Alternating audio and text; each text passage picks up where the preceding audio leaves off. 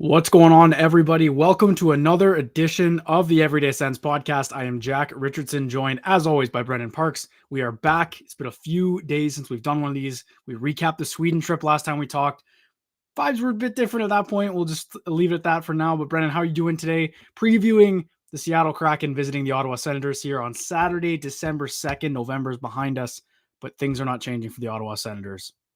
Yeah, I think we've had a busy week for both of us away from the Sens, but that's okay because the Sens have had, I just put out a tweet and I'm describing them as disasterly. Like it's just been from bad to worse. Like it's just raining, it's pouring, there's thunderstorms here in Ottawa. Like it's everything that could be going wrong is going wrong, and it sucks. I know, like you said, you've only got one subtitle pulled up for this entire stream because we don't have anything specific to talk about necessarily. Like we can talk about tonight's game and stuff, but like we don't have any real like positives or specific things to dive into, because really right now for the Sens, it's just like the same story over and over. My head feels like it's spinning when talking about them. Like every time I start a tweet or I start an article or I'm making a post, it all like comes back to the same thing after 10 or 20 minutes, which is just that like pain. Like it's just pain all around, and there's nothing to like, there's no, well, what needs to change to fix this? Because the answer for literally every single Sens fan right now is the exact same thing. Every single person seems to know what's happening. So we'll dive into some stuff. I want to hear some thoughts from the viewers and stuff. Obviously, the chat's buzzing, so thanks for everybody stopping in. Obviously, game time 55 minutes away, so we're gonna get into it. Though I want to hear your thoughts on kind of what's happening, because yeah, it's been a few minutes since we talked. So let's just dive right into what can only be described as pain. Yeah, it's been ugly, obviously. So obviously 3 games since Sweden, they've lost all 3, and not in particularly close fashion. Last night being the closest, maybe, I guess, and it was against Columbus. And I mean, that one was just, you know, top to bottom, just embarrassing. Even if they did, I mean, admittedly, like the quotes are frustrating. We'll get into that, but admittedly, they did play better. But then you look at, oh yeah, it's the worst team in the Eastern Conference. They're supposed to be way better than. They're supposed to be competing for a playoff spot. So they end up losing that game anyway. Yeah, like it sucks. And obviously the subtitle here is pain. Just a reminder for people who are watching on Twitter, if we have any viewers over on the Everyday Sens Twitter or X page right now, head over to the YouTube if you'd like to comment. We got a lot of comments rolling in here, which is great. Everyone's back on the live stream. Like for me, I don't even have a one place to start, because you go last night. I was going back and forth with Mike Kelly from, I don't know if I know he works and appears on TSN every now and then, but he's with maybe it's from the analytics firm. I can't remember that Sean Tierney's from, actually. So I think there's some kind of tie there. So anyway, I was going back and forth with him a little bit. He was great at answering questions I had, because he pointed to the Sens actually not being that bad. It's just their goaltending. And I kind of, was asking questions with the sense of, it seems to be the case every single season under DJ Smith that goalies struggle mightily, and then they leave, and the next season they're like top 15 in the league. What gives? And he pointed some stats out, and it's just, there's so many things that need tweaking with the Sens. The special teams is no good. It's been garbage. The 5-on-5 play is uninspiring.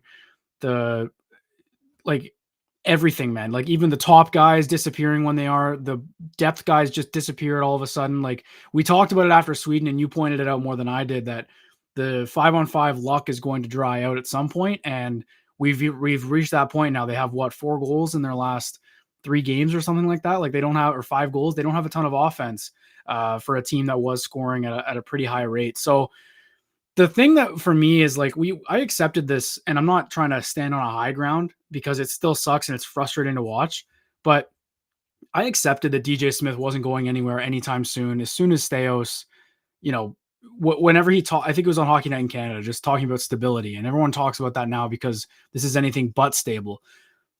Before I throw it over to you, because I know like we're both frustrated.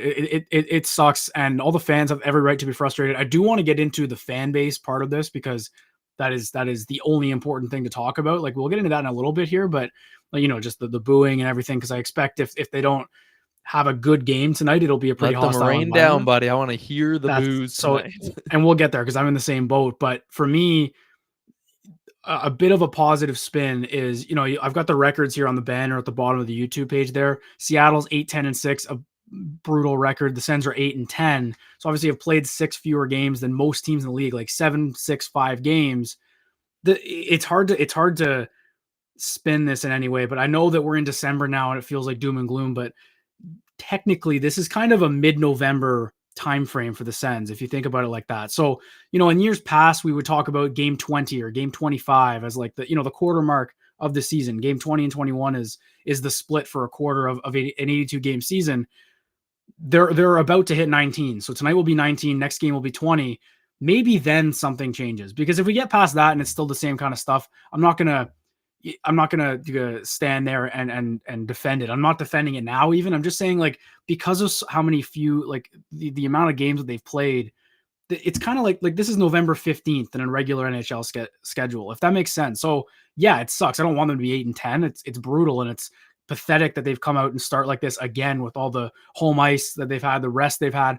All that aside, though, I'm just saying in the grand scheme, they do have to win those games in hand, but they're not a basement NHL team, and everyone knows that. Every Sens fan knows that. It just looks even worse because they can't string a win together when they get games in hand and they play their games in hand. So that's where I'll leave it at. It's frustrating. I'm just trying to spin something on it because the rest of this show is basically just going to be us just ripping this entire team. So Brennan, I'll let you start. Go ahead.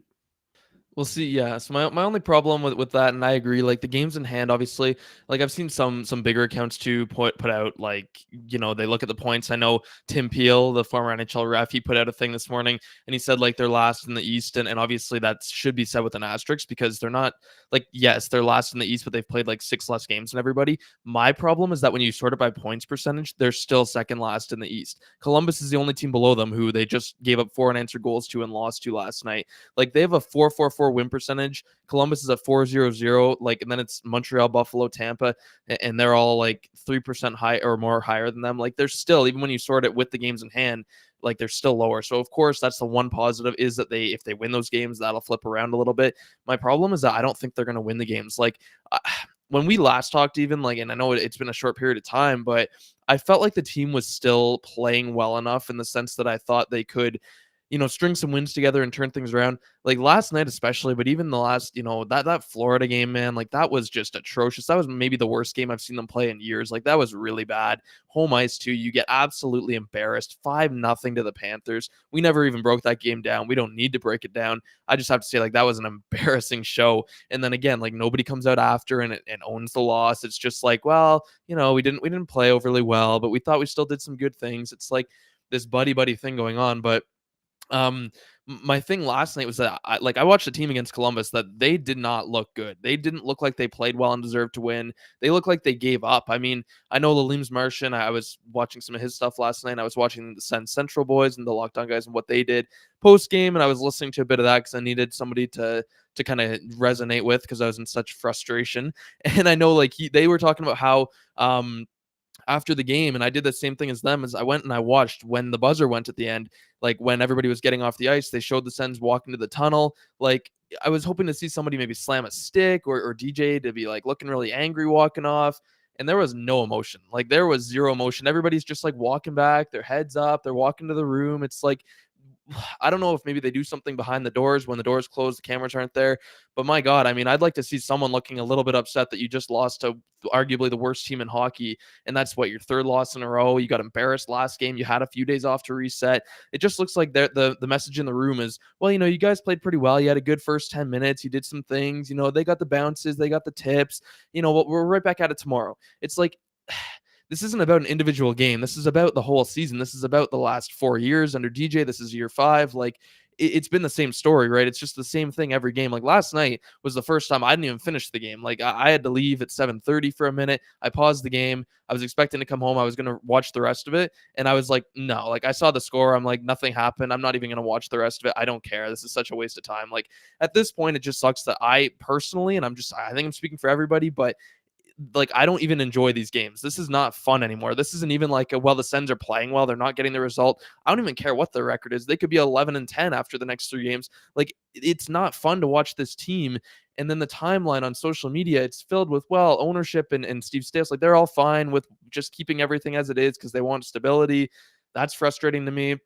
I want to bring up DJ's quotes. Like we're all over the place because this is just such a mess. Can I can I talk You can go about for the it. Yeah. Staios thing first before we do the Yes. quotes? Because I Yes. will get into DJ and everything, but Yes. just Go for it. with ownership and Staios and like it sucks. Just the NHL in general, it just sucks. Like the whole ownership process dragging out, Andlauer not getting his hands on the team legitimately until training camp, which just hindered everything. We had to roll into another season with Dorion and Smith when that would not have been the case if we had new ownership in the summer. So I am frustrated. Excuse me, I'm frustrated like you for that, but I'm not gonna like maybe as the days go on and if this really ends up being a tanking situation, like they don't win another game and like win 2 of their next 10 games or something, like if it's a disaster and they still don't do anything, that's a bit different. But right now, like I know that it's so annoying to think because we've been here the longest time, like, and I will get into that with the players when we talk about the fan base and everything. But we've seen 3 years of this, but Staios hasn't. You know what I mean? And like I understand the patience and I understand wanting to preach stability. I completely understand that because to be honest, it's a rational place to be in, especially when you're an interim GM. Like I don't know if an interim GM has ever fired or hired a coach, right? So I understand, and it just infuriating as a fan, but grand scheme, I don't hate the approach from them, provided they make a good decision at the end of it. Because there's and it's more of a situation where we all know what's going to happen. DJ has this is his last year of his contract. If they don't make the playoffs, there's not a chance in hell that he comes back.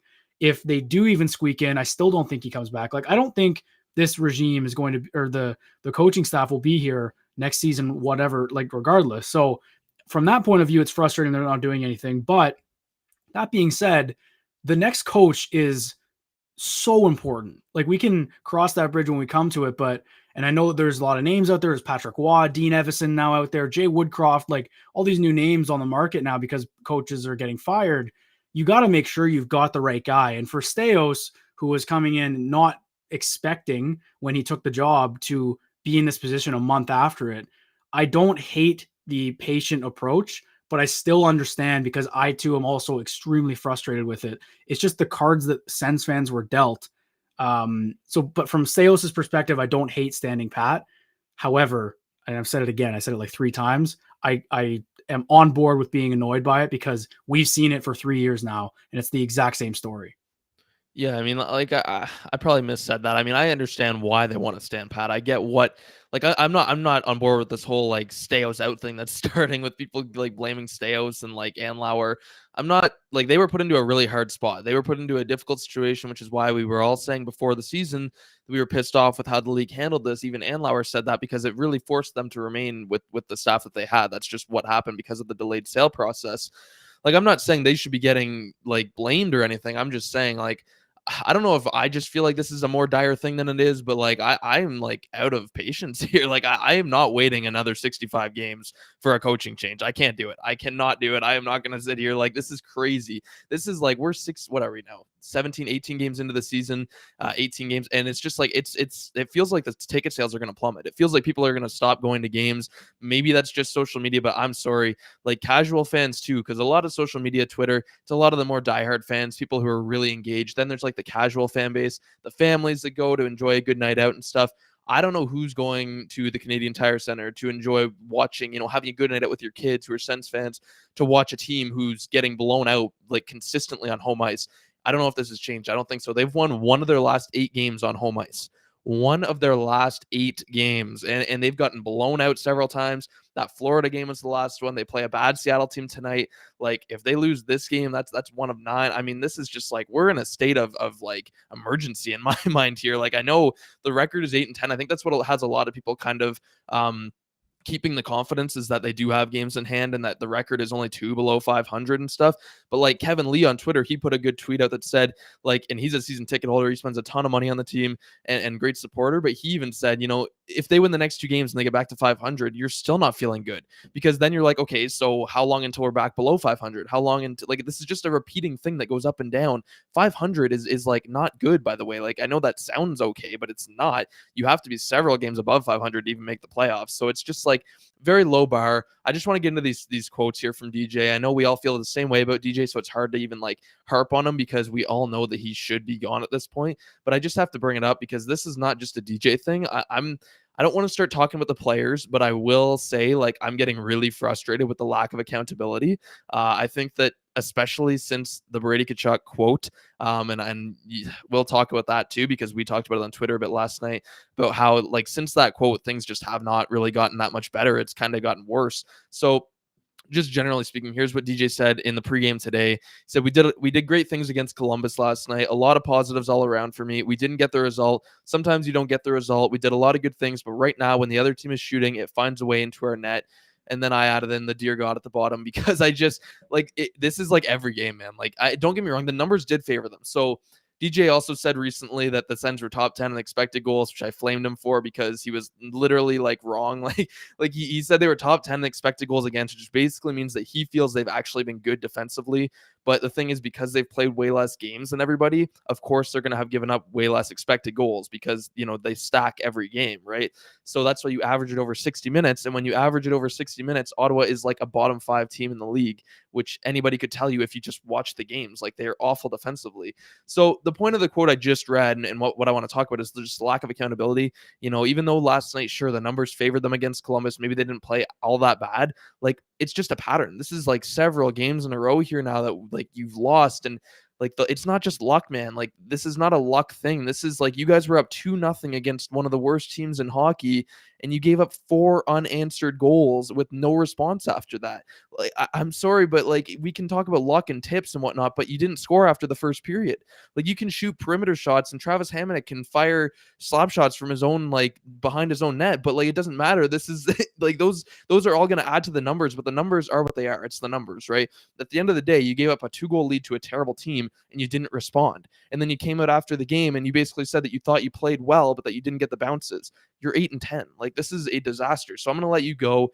You can talk about the quotes and whatnot, but to me, it's just like we're in a state of emergency here until DJ is gone. So this is my thing, and I'm really not trying to be the everything's fine guy, because trust me, it is not, and this is not a good situation. I was talking about them competing top 3 in the division right now. We'll be lucky if we're out of a lottery spot at this point, just the way they're playing. The thing is, so I like that you mentioned Kachuk's comments. So that was almost 3 weeks ago now. Actually 3 weeks ago to the day. It was 3 weeks ago to the day, I believe. So they are I want to say they're 4-4 since those comments. So after he made those comments, they won 4 of 5. They lost to Vancouver on that back-to-back, beat the Leafs, beat the Flames 1-2 in Sweden. It was all good coming back. They were 4 of 5. They've lost 3 since. So there's lots of stats to go through, but like you mentioned the unanswered goals, and my favorite stat, and then it's favorite with a little like quotations because it's awful. And I have a bigger point I want to make here about these though. So starting in Sweden, the first game against Detroit, clearly, obviously 4 unanswered goals against. They squeak out a win, give up a point they shouldn't have given up. The Wild was a good game. We both agreed, like, they took advantage of an opponent who wasn't scoring a lot, played a tight game. Vibes were high after that one, rightfully so. Give up 3 unanswered goals to the Islanders on home ice and it's not about the unanswered thing. It's the span that they happen in. The Islanders one was what, like 4 minutes or something like that they got 3 goals. Against Detroit, it was in 8 minutes. They got 4 goals in the second period. Yeah. Against the Panthers, obviously it's 5 in a row. It was 2-0 in the first period or whatever it was. And then 4 unanswered to the Blue Jackets last night. So that's 4 of their last 5 games. They've given up a stretch of unanswered goals in a short span of time. So the reason that bothers me is you can spin that, and honestly, like, overall, they haven't looked like garbage like they were against against Buffalo and Detroit in the first game. Like, to me, that they've had very good stretches in these games, but the bad stretches are crippling them, and it's unexcusable, right? Because if you want to go down the line, and this is the point I wanted to make, you want to talk about this core, this coaching staff in the playoffs. Momentum swings are playoff hockey. Like, it happens all the time. So if this team's unable to, fight back after a little bit of adversity like that, then I have no faith in this team come playoff time. And that's a problem because we are locked right into this core. This is why I wanted to talk about the players, because all this talk about the coach, and yeah, like a new coach, we deserve to see everyone on this roster with a new coach. I would hate to see a bigger piece moved, like a rumored, like a Batherson or even a Brandstrom, Shabbat, whoever you want to say. I would hate to see one of them traded until I see them under another coach. So that's the point about making a coaching change for Steos. It's like, yeah, you want to evaluate these players, get them under a different system for the rest of the season whenever you make a change, and see, because personally, like, it's a bigger picture concern for me at this point, because last season Brady Tkachuk admitted that the expectations got to them at the beginning of the year. He was pretty open and honest about it at the end of year press conference last season, that the expectations got to them. It's clearly getting to them now too. What are they going to do come playoff time? Like, it's one of those things where it's still a young team overall. Like, the main pieces of this core are very young, but expectations have never been higher, yet the bar is still on the floor. It's to compete, and they're not doing that. So that's my concern with this whole rebuild thing. And I know we all talk about Dorion, like, yeah, he left them good pieces, signed the players to good deals and stuff like that. And he did, but that's Kachuk, Stützle, and Sanderson. You've also got Josh Norris. You've got Shabbat. You've got Batherson. You've got all these other guys on long-term deals where you have to, like, be sure that these are the guys to get it done. And quite frankly, I was, when they were young, they seem to have that drive, but this season has been very telling to me so far about this young core. It's That's what's most frustrating about it for me, is because we know the coach isn't going anywhere because of the players preaching stability, and Steos is saying stability. That's fine. You have to go out and produce now. And quite frankly, I'm mentioning Kachuk because he talked and because he spoke. He's the leader, so he's gonna wear the first thing. Brady Kachuk has 11 goals this season in 18 games. Not bad at all. That's actually fantastic. Would put him on pace for a career high, I believe. The problem is he's scored in 6 of those 18 games. He has 5 2-goal games and 1 1-goal game last night. He hasn't been consistent enough offensively. Tim Stützle is giving the puck away at will, and he still is. It hasn't changed in 18 games. He had 2 or 3 great games this season, maybe against the Leafs and the one in Sweden against Detroit. That's it. It's been pretty sparse from Stützle in terms of the dominant play in transition. It hasn't been there this season.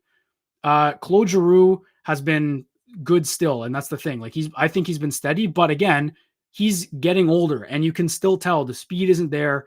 He's gotten a lot of chemistry with Stützle, with Joseph, and the other thing, the lines are just constantly in a blender because guys like Drake Batherson, guys like Norris can't get anything going when you put them with a line. That's again on coaching because they're not giving them enough time. But that's my, like, I could go on about other play like Chikrin. I just haven't seen enough from since that first stretch of games. Sanderson was great, but honestly, he's kind of dropped off a little bit. Partners, whatever you can, I'm not going to nitpick little things like that, but when the leader of the team, just to me personally, isn't producing consistently enough offensively, and Stützle, your offensive stud, is giving the puck away. He's the guy that makes them so dangerous in transition. That's a problem, man, and that's really concerning. That's been the biggest, downside to me for this whole start. It's not the coaching. I'm past that, and I think a lot of us are. That's my concern. Is like, if you're going to go out and back the coach, and you're going to go out and say the fans, like, that BS from the fans can't happen anymore. We're trying. We don't back down with adversity. Don't turn your back. You have to go out and produce. We said it at the time. I'll say it again. This is the easiest Canadian market to play in by a long shot. Some American markets are harder to play in than Ottawa. And for a variety of reasons, whatever it is, media, like lack of population, whatever it is, it's an easy place to play. And if they crumble under regular season pressure for the first time in 7 years, when the fan base is actually calling for change, that's a problem to me. And I haven't seen enough from the top guys to convince me that they're actually ready to turn the corner. So if they're going to back the coach, go out and play like you want them to stay. They aren't right now to me. That's the craziest thing, is that, like, I've been saying this more than anyone, is just that they haven't admitted that they've been bad. Like, I remember, so Nikita Zadorov, he just got traded when in Calgary. My favorite quote from a player this year, he literally came out, and this was like, what, 5 games into the season, and when the Flames got booed, and he was like, yeah, he actually came out to the media and he said they should boo. We've played like shit. That was his quote. He said we deserve to be booed, and that was after like 5 games. Like, I just, that thing with Brady, it just didn't sit right with me, and I hate it because Brady, we love Brady. We love Brady Tkachuk. He is like the heartbeat of this team. But man, that felt like a slap across the face. And if they would have turned it around, and they had a great record since, and they've been playing really good hockey, like, I wouldn't even be talking about this, because that's fine. If you can prove it and prove that you don't deserve to be booed, great, awesome. But Buffalo got booed too. You know what they said? They said, we use that as fuel. That's what they said. They came out after. They didn't like to come out and say, and Giroux said it too, and to come out and like kind of blame the fans and tell the fans like you need their support. Like, man, we have been giving you our like dearly support for how many years now? Like it still hasn't been there. So I moved to Edmonton and I live in Edmonton now. And I've talked to a lot of Oilers fans and at work and stuff. And the Oilers have always had a really bad year, and most of their fans are frustrated. They They're throw back the though. game on, and I know, but like when they were bad, let's just say, like people are frustrated, right? They're telling me, oh, this sucks. Like the Oilers aren't playing well. And the thing with that, and I compare it to Ottawa, is that like the Oilers at least proved it. They showed that they were a winning team. They made the playoffs. They showed that they can win. This was clearly just a bad stretch. They've had some weak goaltending, whatever it is. For Ottawa, like I compare these two teams because for Ottawa, like they haven't proven a damn thing. This core has not proven anything. Tim Stützle was a 90-point player last year. That's great. Individually, that's great. Brady Tkachuk was an 83-point player last year. Individually, awesome. Guess what? The team still wasn't a playoff team, and they didn't show us that they could play down the stretch. They lost 5-0 to the Blackhawks and got beat by a bad Vancouver and Calgary team down the stretch when they had to win to make the playoffs. Like, individual success is great. Brady Tkachuk, we love him and because of his attitude and stuff, but we love him because he had a great year last year. He showed he's over a point per game player. Same with Tim. But now these guys, and I love what you said about the players because I think DJ deserves most of the criticism, but I do think the players have to have some too. They have to wear it a little bit because for one, they back their coach, but for two, they haven't played well enough. Like the production is there. Tim has 22 points in 18 games, I want to say. Brady's got the 11 goals. That looks great on paper. When you watch them play, like they're like last night, they weren't good. They didn't look good. Tim, I thought he was invisible all game last night. Like they are not stepping up when the team needs them to step up. And so again, if they just came out after, like Brady Tkachuk is the one who has to wear it because he's the leader. He's the captain of this team. He backed his coach. He basically said like to the fans to stop booing them, to support them.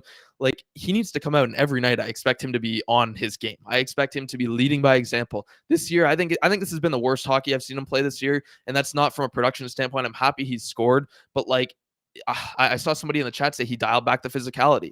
He hasn't been as engaged. He hasn't been dragging his team through war. Maybe I'm just so jaded now that I'm starting to think the players like I'm just expecting them to play badly. So I'm like seeing them playing badly. I think my view is being warped a little bit, but like I just haven't seen enough from the top guys. The depth. I mean, we still have Rourke Chartier playing on the third line. I'd love to see them call Angus Crookshank up or make some sort of a change. I can't stand seeing Vladimir Tarasenko play with Rourke Chartier every night and then have people say Tarasenko hasn't been good. He's one of the only players I think who I've actually seen like putting in some effort every single night. Tarasenko. I know he's not super physical. He's not like super hard into the battles, but I see him skating hard. I see him trying to make plays, making things happen. Like I just need more from the top guys. So I think the players do have to wear it. I'm going to ask you a question, and maybe it's too early for this. People aren't going to like it, but I think that this team is slowly like quitting right now. Like, I don't know if that's right to say, but when I watch them play the Columbus Blue Jackets after having 3 full days off, after a brutal 5-0 loss on home ice, you expect them to come out flying. And I think this goes back games and games and games. Like to me, that looked like a team who was quitting last night. Like I saw after the 4th goal that Columbus scored, I posted it on Twitter. DJ Smith's reaction was to basically stand behind the bench, not say a damn word, and be silent and like look out, like just look onto the ice. And there was no reaction. You look down the bench, nobody's reacting. There's no slam sticks. At least against Florida, I mean, they all got booted out of the game. They went and broke their sticks. The bloodbath, I know a lot of people think that's immature. At least that shows some emotion, but like I don't know, man. Like I said, when they were walking off the ice last night, they showed them in the tunnel. Every player, just like they had their head held high and they walked into the room as if they had just played a great game but didn't get the bounces. And it's like, that's the message all the time. Maybe they just actually think they've played well and it's just coming across as emotionless. But like this, just to me, it looks like a team, especially last night, who's just given up. It's like their leader, their coach behind the bench, they have nothing to say to like spark this team. There's nobody sparking this team or trying to like get everybody engaged. It's like they're just going out, collecting a paycheck for losing and then leaving and then doing it again the next day. It's just, this looks like a team that's quit to me. I need to at least see some emotion because this core right now does not have me sold, and they haven't done anything to show that like we should be sold on them. Again, Edmonton, if McDavid came out and said, we don't think we deserve to be booed or something, right? Okay, because they've at least shown that they were a winning team, that they can be a winning team. Ottawa, And you've never shown us a damn thing. You've shown us that you guys are a bunch of losers like on the ice, and I love their individual performances, but that's not enough. Like I am not going to sit here and cheer for Brady Tkachuk scoring 83 points if the team never makes the playoffs. Like they need to show us something. So my question is, do you think the team is quitting right now, or maybe even just quitting on the coach a little bit? it's interesting because there's so many different like schools of thought for it, right? Like the Florida game is a good example of they were pissed and Matthew Tkachuk completely got under their skin and just little brothered the hell out of the Senators. That's the way I took that game. Like when like I know that some people like seeing that rough stuff after the game, and like yeah, it's fun to see emotion. Like, but to me, and I forget who pointed it out, but they said like doing that is kind of against their like they don't want to be running around like that the 10-minute misconduct for every player on the ice. Like that's embarrassing when you're losing 3-0, 4-0 on home ice. That's embarrassing. You know, it's fun for the Panthers because they're winning and it's just like a haha kind of They're moment. But laughing at you. Like, yeah, and like I'm at work the next day, it's run on the news. Like it was a story because it doesn't happen often in the NHL, but it's embarrassing for the Sens. It really is. So there's that angle on it. And then there's also the angle of like the Columbus one, which again, admittedly, if you take that game isolated, it's not the end of the world, but it's the fact that it happens all the time. And they did actually play okay against Columbus. They did. They had a good start. It's just those quick little lapses that are killing them, but it keeps happening. So it's not just like a small issue. If it keeps happening, it's the definition of insanity is doing the same thing over and over again and expecting different results. So I don't get the sense that they've quit, but someone mentioned what I was going to say is like someone mentioned that because they went after players like that against Florida and they were because it was a gong show when they had already lost. Someone was pointing out that that was a sign of them losing, like the coach losing the room, because we've seen them get, blown the doors off before. We've seen them fight at the end of games, but it was never like that. Like that's not the way the Sens like to play hockey under DJ Smith, and we know that. So that was a good example of him kind of maybe losing the room. The thing that like for me that as a player, even I didn't play in junior A, like I never even got that high, but like I played competitive hockey when I was a teenager. When your lines are always shuffling, it's impossible. It's impossible to get any traction with any player on your team because you're just getting used to them every game, and then it takes time. And sometimes you get lightning in a bottle, like Giroux, Stützle, and Joseph did, but then you get broken up because the other lines aren't working. So that's a problem too. And it's on every like I don't think that they've quit on the team, and I think that it is so hard because they haven't played a lot of games, right? Like you think of that after the booing thing happened, they played Toronto on a Wednesday, back to back against Vancouver, which was a bad, not a great game as well. And then they played the Saturday against Calgary, won that one. It was a pretty good win for them. And then they have another week long break, and then it's Sweden, 2 good games, another week long break. So there's like I honestly I don't have an answer. I don't know. I don't think they've quit, but if they haven't, that's probably more concerning. No, like if this is them not quitting, because you know what, maybe they have in a way, but um, it's tough because we've seen this core under DJ before, and this is the worst we've seen. So I don't really like maybe they haven't quit and like just it's just not working as well as it was, and by result that means they've quit. But I don't know, like I'm not ready to say that they're not trying, because that does no pro athlete doesn't try. um and I think if they, like, their system I think is geared towards offensive players, and I think that's fair because in the defensive zone the wingers cheat a lot, and that's clearly the system is to cheat for offense in a way that lets you have good rush opportunities, because the Sens are a good team off the rush. Generally, they generate a lot of chances off they the shouldn't rush. have to do that though. Like, you should But be able that's to what I'm create saying. So offense in the so zone.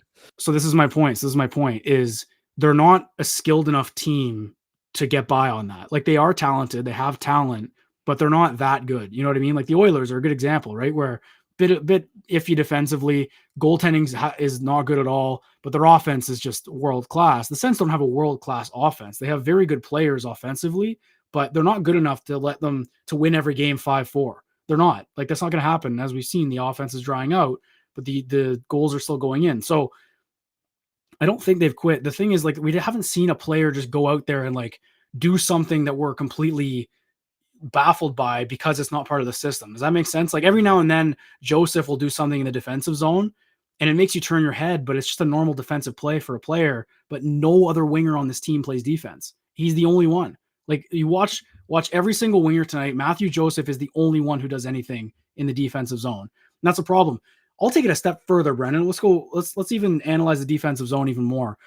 The point shots getting tipped in is a huge problem against the Sens. It seems to happen all the time.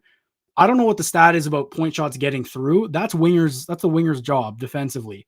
Defensive or defensemen on the other team are exposing the wingers on the Sens. It's been happening for years. So that is I think I didn't even answer your question. I just said like 9 different things there, but I don't think they've quit. I think we would know if they've quit. It might look like it, but I legitimately just think that this defensive zone is kind of what they play.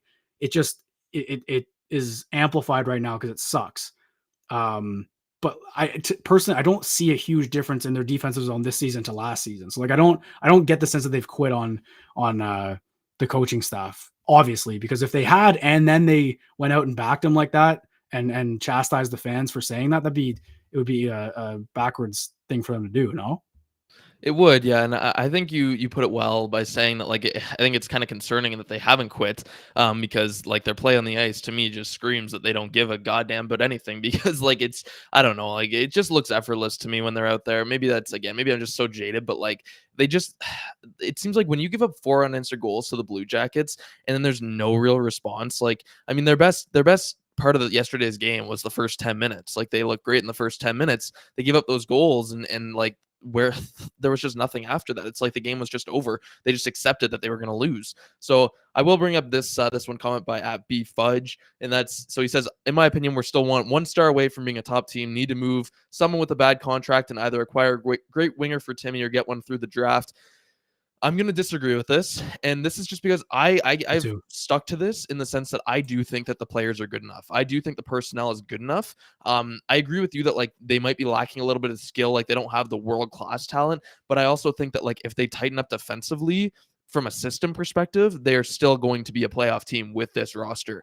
Like this to me, this team that we have seen this season looks maybe a slightly better, if better at all, than like having Nikita Zaitsev, Erica Branson, Josh Brown on the defense. Like you've got Chikrin out there now. You've got this crazy top four. I know they've had injuries, but you've got this player. Really, Hamannik's the only liability on defense. Even Bernard Docker's been decent, and yet somehow this defense core plays like no better defense than Eric Gabranson, Josh Brown, and Nikita Zaitsev being on the ice. Like it's so insane to me. And maybe that's a bit of me exaggerating and recency bias, but like I swear to God, if you look at the numbers, this team is like bottom 5 in every defensive category. It's insane, and it matches the eye test when you watch them play in the D zone. You're spot on with the wingers not playing defense. That's my one real like issue with Brady is that defense has always been his lacking point because Every man, single winger too. they're Every single winger that comes everywhere, here. yeah. But like you see in Giroux, by the way, I've had a lot of people because I've said when players come to Ottawa, there's a clear path of regression because there is defensively, anyways. Their numbers plummet. Giroux is having the 2 worst defensive seasons of his entire career in Ottawa. His XGA per 60, his high danger chances against per 60, his actual goals against per 60, all are the worst that they've been in his entire like 15-year career in these 2 seasons in Ottawa. Is that luck? Is that just like a coincidence? No, it's not, because guess what? It's the same for every player. It was the same for Brassard. It's the same for Joseph. It's the same for Chikrin. It's the same for literally every player you bring here. To The Brinkett. goalies. You brought up the goalies. DeBrinket's a good one. We can talk about DeBrinket. Yeah, the goalies are a good one because I posted a tweet yesterday that's gotten like a bunch of likes and a bunch of traction now, comparing Korpisalo and Talbot. So Talbot was like the worst goaltender you've ever seen in your goddamn life when he was here last year. He was so bad last year. This year in LA, he's got a 928 save percentage and like 10 goals saved above expected or something. And he's lost like a couple of games. He's played 15 games or something. He's been one of the best goalies in the NHL this year. Cameron Talbot. Like he was so bad last year for Ottawa. And then you look at Korpisalo in LA last year. Fantastic through 11 regular season games. This year in Ottawa, he's been bad. Like I don't think I don't even want to blame Korpisalo. This is kind of the point of the tweet, is that Talbot was awful in Ottawa and really good in LA. Korpisalo, really good in LA, not so good in Ottawa. That trend goes back years. Look at the goalies who come here. They struggle. Look at the players who come here. They struggle defensively. The trend, the patterns, they're all very clear, and they all come back to the same thing, which is that this team has a horrible defensive system.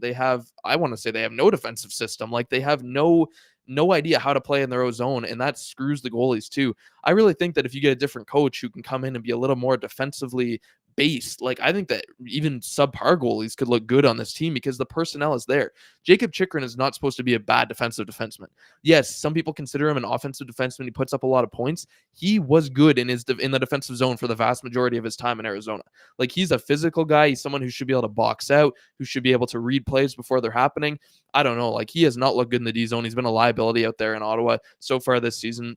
That's one example. I think it's just the tip shots too. People talk about how that can be luck. That's not luck, man. Like that is literally just the Sens not boxing their players out. It's not getting in lanes. You see it with Brandstrom a lot this year. I find is he's not boxing the guys out. He's got his stick on the wrong side. His body positioning's all wrong. The player has a like if a player is standing in front of the net screening the goalie with his stick, like nobody's even tying him up at all. But there's a defenseman standing beside him. I went back and watched some of JBD's film. He does this a lot too. You're on the wrong side of the player. You're not tying their stick up. A shot comes through. You try and get in the lane, but then the player just tips it in. People are like DJ will credit that as being bad luck, right? DJ will say, well, they got the tips, right? Like they got the bounces. That's not a bounce, man. Like, sure, it's a bounce technically, but that's a bounce because you let the shot get through. You didn't tie up the guy in front. Everything happens for a reason. The only time I will give you the excuse of bounces is when a puck deflects off 3 different players off a shin pad into the net. That's the only bad bounce I'll give you. A deflection is not bad luck. A deflection is literally your fault. It's your team's fault. Like, I don't know. This team, it's just a mess. So, yeah. They've definitely had moments so far this year, recently especially, where it's legit a bad bounce that goes in the net, and that's fine. Like I will against the Islanders, I was at that game, and like that was a crazy one. But in the grand scheme, again, it was one of those like the unanswered goals in a short amount of time. It's killing them.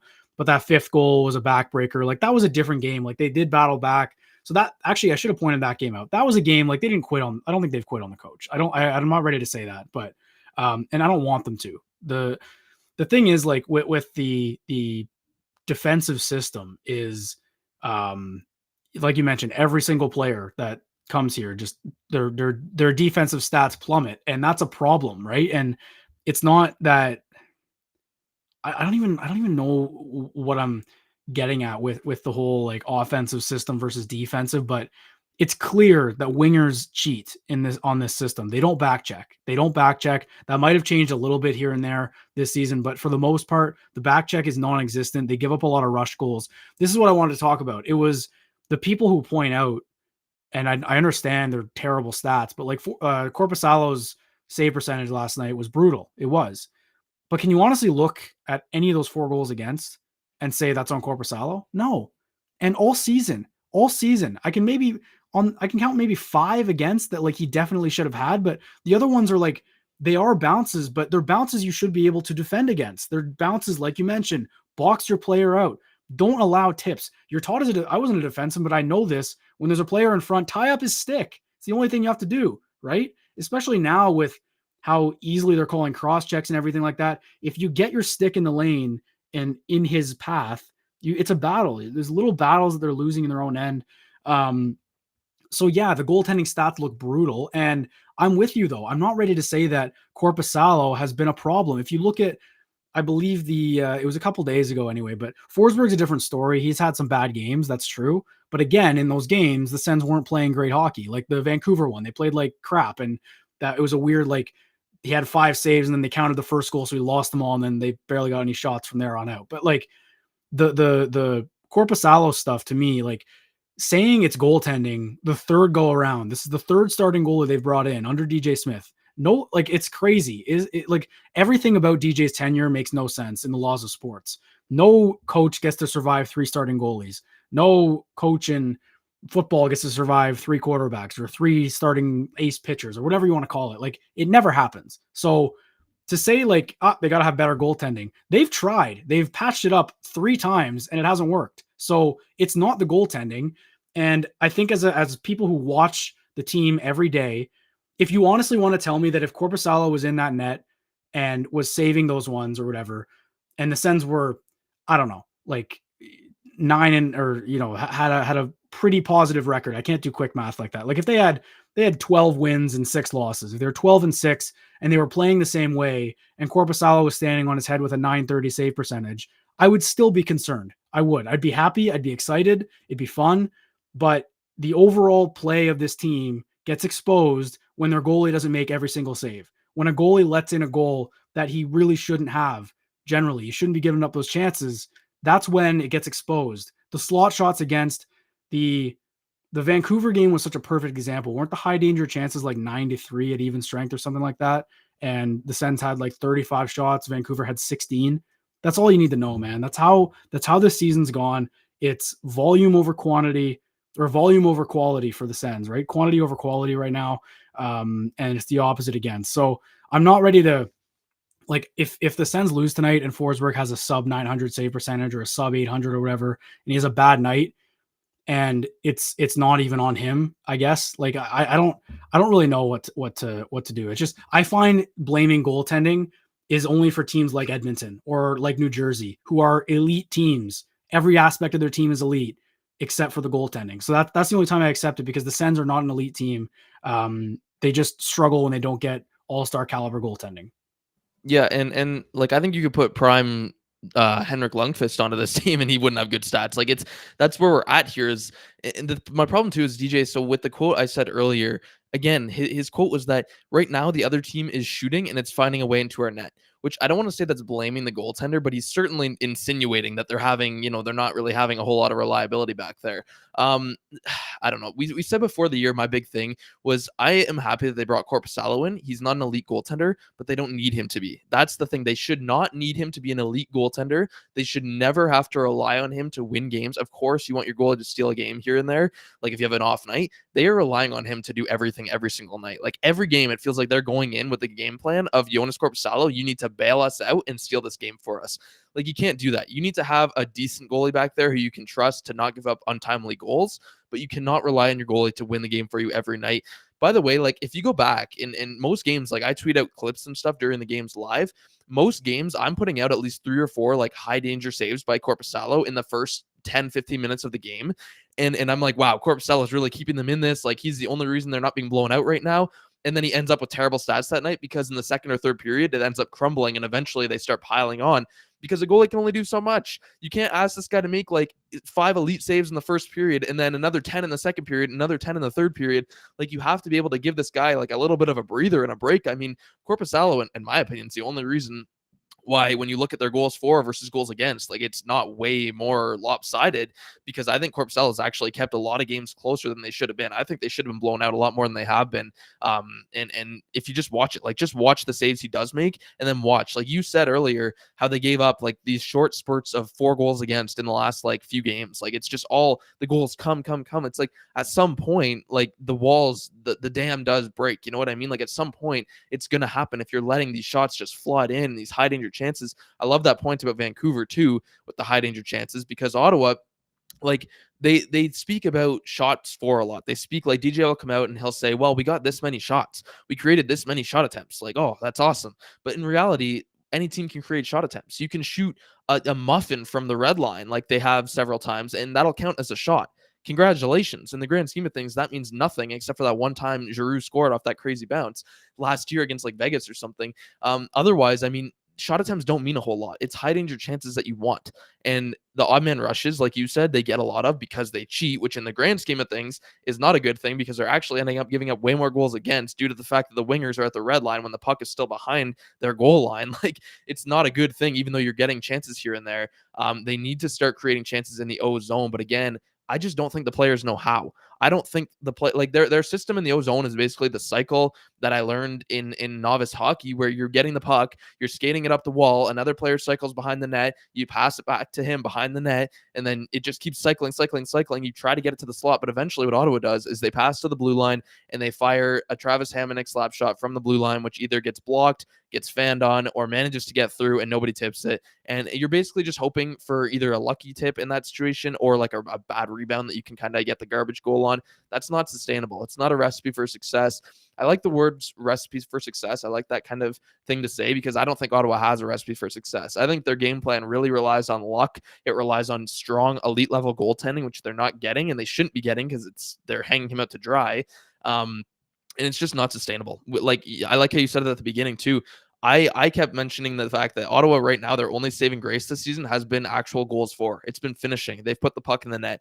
That does not last over a whole season. A high shooting percentage comes down to earth at some point. It's just the law of hockey. That's how it works for every single team. And for Ottawa, we're seeing it. Like they're not getting the bounces anymore. And it's ironic because they thought they thought the bounces were coming against them this entire season. It was the opposite, man. They were getting the bounces all season. Now they're not. They're 8-10. If you lose to a bad Seattle team tonight, you're 8-11. Like, yeah, you've got a few games in hand, but like you're dropping to the bottom in points percentage now. Like it's It's a mess, man. So I'm excited to see if they do lose. Maybe that's the breaking point. Do you think there's a breaking point for DJ Smith this year? Do you really think that like Andlauer and Staios are just going to keep him all season? Because I listen. don't know. I was on board with the fact that Andlauer and Staios are put in a bad spot. I think it's been a really unfortunate situation they've been put in. It sucks for Staios because you don't want to have to relieve a coach. You're the interim GM. It's just a weird thing. But at the same time, like you're reaching a breaking point. You cannot go through another Yeah. 65 games of this. Like there has to be a line where you guys sit down, have a talk, and say, listen, like for one, the fact that they were trying to be 500 through October was insane in the first place. But then you come in, you say, okay, like DJ came out and he said, we were 500. That was our goal in October. Now we have a huge November ahead of us. You're now 8-10 in entering December. It's like the bar keeps getting lower and lower. At what point does the line get drawn and you say we have to make a hard decision here? It's out of the norm, but we have to do it because the sales are going to go down. The fan support is gone. Like it's already disappearing. What is the line where the breaking point comes in? That is what I want to talk about because there are people in the chat. I saw someone, it was a while ago, but mentioned that it's their birthday. They were planning on going to the game, but they're not anymore because they're not giving a cent to the team. And like, I'm there with you. I was going to go to a game. I was going to go tonight actually. And I was thinking about going on Monday to the Panthers one. And like, it's not that I'm boycotting the team. It's just I'm not going to drive out to Canada and sit for an hour in traffic if they're going to lay an egg again, like, because it's not fun to watch. And I was at the 2 home opening games and it was a great time, obviously, but that's sports. If you're winning on home ice, people will go, even if you're a bad team. But if you're not winning on home ice, which they aren't, because they're 1-7 in their last 8 at the Canadian Tire Center, which is mind-boggling.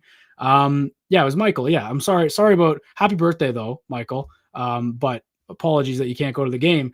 But that's the thing. I put out that thread after Monday's loss. So it was on Tuesday about the about people telling me that they don't want to go to the game anymore, and I'm not lying. Like I had my parents were at that game.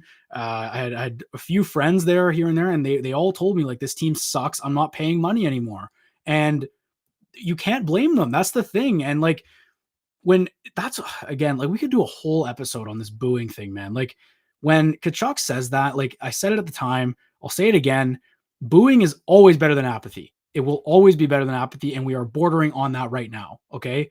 We've come all the way back with this team. The hype was there for 3 seasons now before. I think 2 years ago when Kachuk signed his extension, how ecstatic everyone was. And then last year, getting DeBrincat, getting Giroux, how excited everyone was. Oh, this is the year. We're going to be good. They were 4-2 out of the gate. Everything was great. Looked like a wide open Eastern Conference. Boom. They lose again, not in the playoffs. Barely, like they did push at the end, but too little, too late. Then we're here again. Like it's just people move on, man. Like they move on with their lives. So, like you said, I think it's important to understand that it's two things can be true. Two things can be true. It's an unfortunate situation for Staios and Andlauer, and even though they might not like I don't think Steve Staios should be judged for keeping DJ to this point, but the longer this goes on, the more it's going to weigh on him and the more it'll affect his reputation as a GM or as a president in the NHL. Because if they keep letting the spiral, ticket sales take a hit. Andlauer said it's about accountability. If Staios is stumbling here, like I'm not assuming that they're not talking all the time, but he's judging Staios. If Staios struggles to do that, like, you know what I'm saying? So, that's kind of the point. Like, I don't know how many people are going to be there tonight. It is a Saturday night, but I would be shocked if it's a sellout. It's a bad Kraken team too. No real pulls on that team either way. So I think we can wrap it up there. I think we can. That's been good. That's been good. You got your you want to do the lineup maybe quickly? Yeah, I was just gonna Or show we this. don't have to. This is my game day post up in Photoshop right now, with DJ in both slides. So that's what I'm Nice. going with tonight. And yeah, I think Joey Decord is making his return to Ottawa tonight. By the way, I don't know if he's starting. I'm assuming Oh, he is. He's he been should playing be. for them. So Joey Oh Decord, God. they let go in the expansion draft, obviously. For Now Gus. having some goaltending woes according to them. So yeah, for Gustafsson too. So we'll see if Joey comes out and gives us a good old shutout. That would be something on Ottawa ice. Yeah, that's all right. That's gonna do it for us here. We're almost at game time. Another Hockey Night in Canada one. I feel like we do it for Hockey Night in Canada a lot. These pre-game live streams. Been a lot of fun. Obviously, everyone if you're here on the YouTube, please like the page or like the post. Subscribe to the YouTube page as well. Throughout December, we're going to be here more actively. Obviously, it's weird when there's no games. We were I feel like we got in a groove a little bit in October, and then they didn't play at all in November. So, and you know what's funny? They didn't play at all in November, and they still managed to have a sub 500 November. That's crazy. It's awesome. Love it. All right, that's gonna do it. That's episode, I believe, 59 of the Everyday Sense podcast, maybe 58. Thanks everyone for Yeah. joining. Enjoy the game. I know it's been tough. Don't be ashamed if you turn it off. If you do turn it off, let us know on Twitter. Tag Everyday Sens. You're turning this game off. This team stinks. Just let everyone know. You got to be heard. We got to be vocal. That's how change happens. So thank everyone for watching. Please subscribe and go Sens go as always.